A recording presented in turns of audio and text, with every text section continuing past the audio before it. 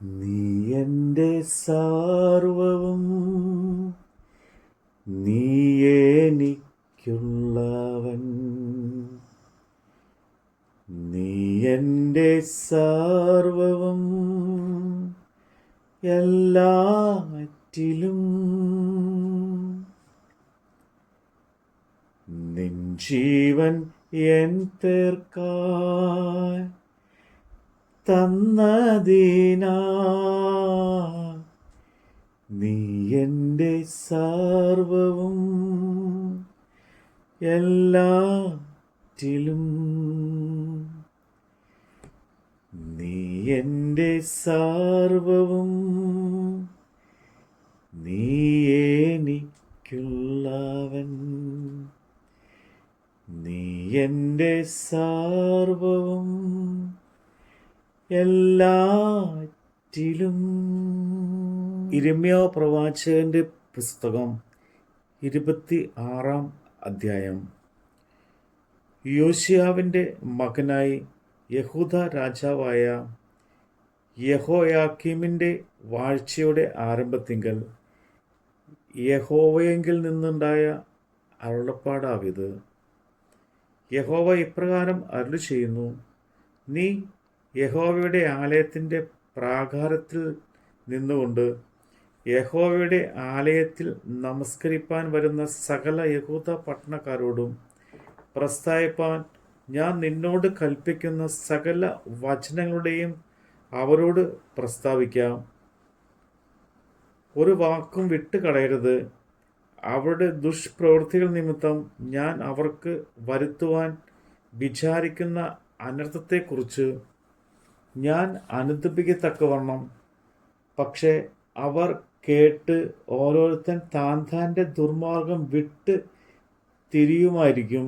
എന്നാൽ നീ അവരോട് പറയേണ്ടത്: യഹോവ ഇപ്രകാരം അരുളി ചെയ്യുന്നു, ഞാൻ ഇടപെടാതെ നിങ്ങളുടെ അടുക്കൽ അയച്ച് പറഞ്ഞിട്ടും നിങ്ങൾ കൂട്ടാക്കാതിരുന്ന എൻ്റെ ദാസന്മാരായ പ്രവാചകന്മാരുടെ വചനങ്ങളെ കേൾപ്പാനും ഞാൻ നിങ്ങളുടെ മുമ്പിൽ വച്ച എൻ്റെ ന്യായപ്രമാണത്തെ അനുസരിച്ച് നടപ്പാനും നിങ്ങൾ എൻ്റെ വാക്ക് കേൾക്കുകയില്ലെങ്കിൽ ഞാൻ ഈ ആലയത്തെ ശീലോവിന് തുല്യമാക്കി ഈ നഗരത്തെ ഭൂമിയിലുള്ള സകല ജാതികൾക്കും ശാപവാക്കുമാക്കി തീർക്കും. യിരെമ്യാവ് ഈ വാക്കുകളെ യഹോവയുടെ ആലയത്തിൽ വെച്ച് പറയുന്നത് പുരോഹിതന്മാരും പ്രവാചകന്മാരും സകല ജനവും കേട്ടു. എന്നാൽ സകല ജനത്തോടും പ്രസ്താവിപ്പാൻ യഹോവ കൽപ്പിച്ചിരുന്നതൊക്കെയും യിരെമ്യാവ് പ്രസ്താവിച്ച് തീർന്ന ശേഷം പുരോഹിതന്മാരും പ്രവാചകന്മാരും സകല ജനവും അവനെ പിടിച്ചു. നീ മരിക്കണം നിശ്ചയം. ഈ ആലയം ശീലോവിന് തുല്യമാകും. ഈ നഗരനിവാസികൾ ഇല്ലാതെ ശൂന്യമാകും എന്ന് നീ യഹോവയുടെ നാമത്തിൽ പ്രവചിച്ചിരിക്കുന്നത് എന്ത് എന്ന് പറഞ്ഞു. ജനമൊക്കെയും യഹോവയുടെ ആലയത്തിൽ യിരെമ്യാവിൻ്റെ അടുക്കൽ വന്നുകൂടി.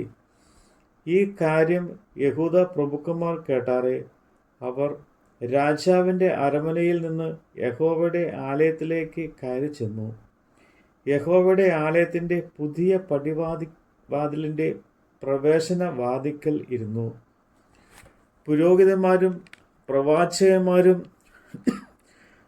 പ്രഭുക്കന്മാരോടും സകല ജനത്തോടും ഈ മനുഷ്യൻ മരണയോഗ്യൻ.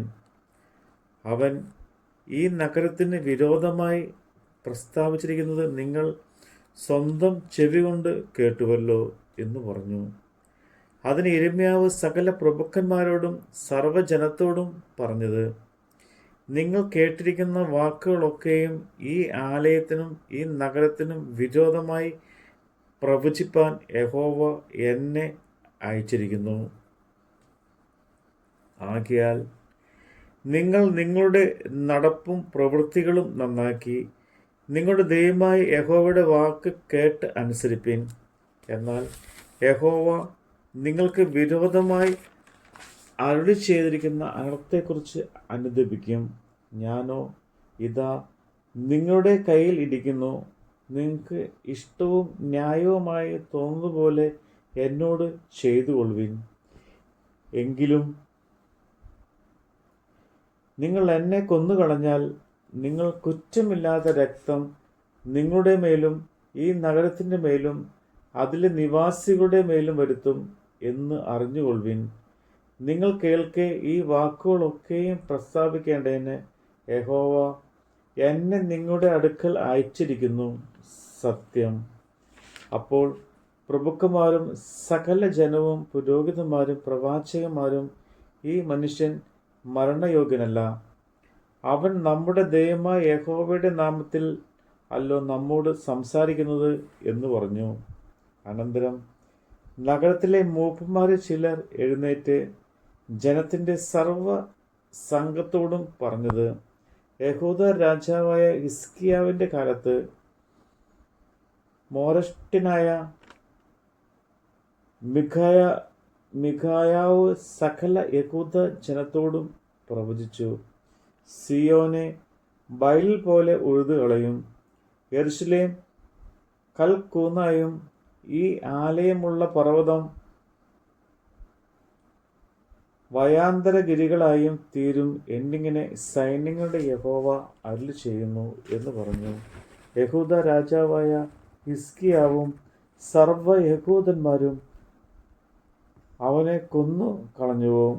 അവൻ യഹോവയെ ഭയപ്പെട്ടു യഹോവയുടെ ക്ഷമ യാചിക്കുകയും താൻ അവർക്ക് വരുത്തുമെന്ന് അരുളി ചെയ്തിരുന്ന അനർത്ഥത്തെക്കുറിച്ച് യഹോവ അനുദപിക്കുകയും ചെയ്തില്ലയോ.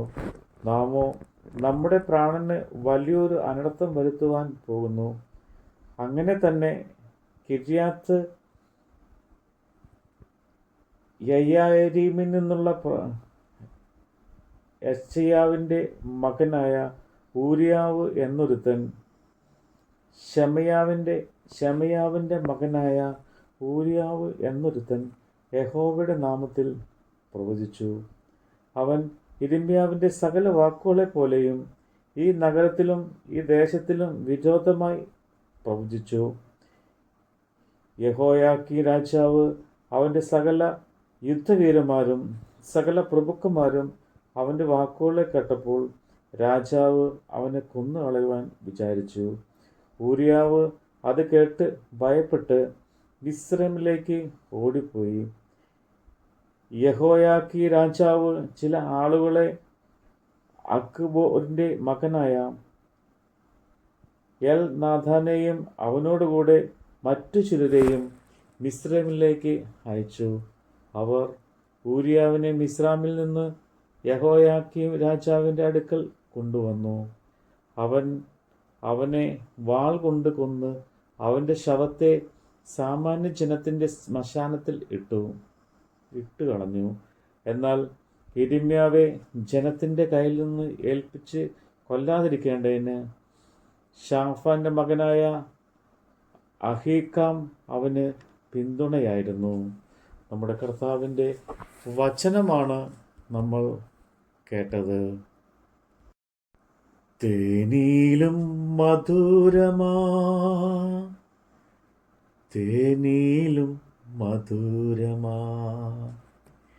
യേശു ക്രിസ്തു മാധുരമാ രുചിച്ച് നോക്കി ഞാൻ കർത്തൻ കൃപകളെ.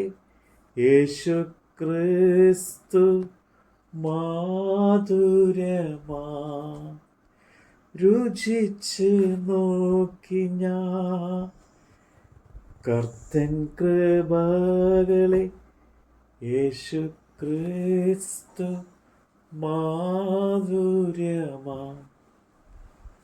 നീ എൻ്റെ സർവവും, നീ എനിക്കുള്ളവൻ, നീ എൻ്റെ സർവവും എല്ലാറ്റിലും